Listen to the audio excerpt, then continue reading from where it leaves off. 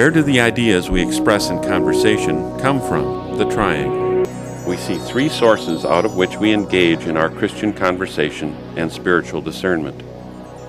Tradition is the first point on our triangle.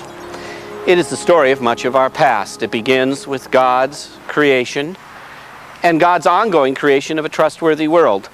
It is the story of the God who raised Israel's Jesus from the dead.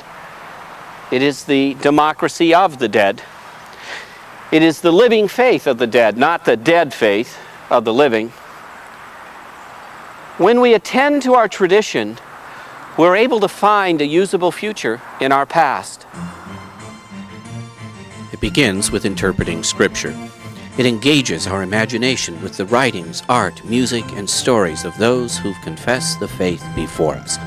When we speak from the source of tradition, we are imagining the subject of our moral conversation in that stream of light which is colored by this living word from our past. The critical moment of tradition is listening to the story of this living God in the Scriptures and the ways of this God with the creation. To imagine the Scriptures as a way of being in our world, in our present wrestling with the rights and wrongs, the good, the bad, and the beautiful. This is the critical moment of the Christian imagination, to open ourselves up and to listen to the story and to see ourselves as a part of it. To put it in another way, we could ask ourselves literally, what in heaven's name is going on? Society and culture form the second corner of the triangle. Moral conversation about real life has to take seriously the stories of our moral behavior and how we structure that behavior in society.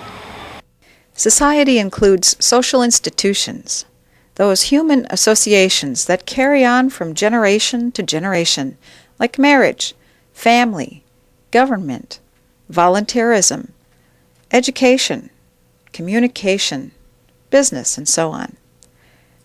Undergirding and supporting those different social systems are the deep values that shape our behavior. These deep values are what is called culture. Any moral conversation and action must attend to both social structures and the culture from which they spring.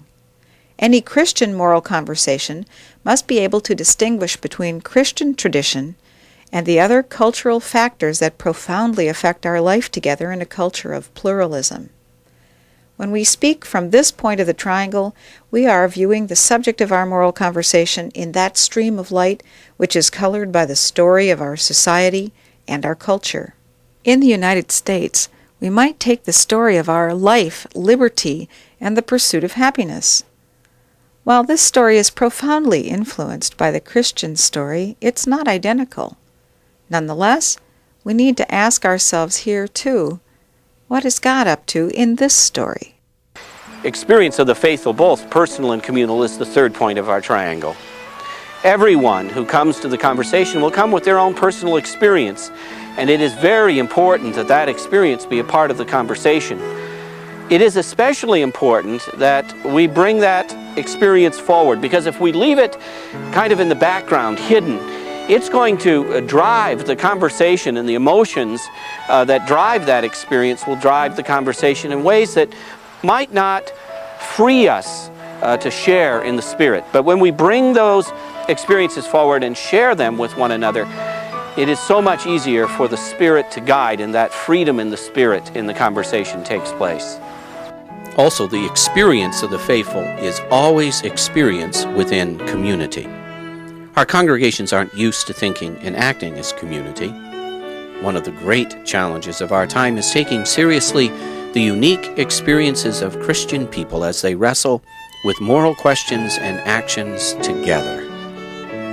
When we speak from the source of experience of the faithful, we are viewing the subject of our moral conversation in that stream of light which is colored by our own personal and communal stories.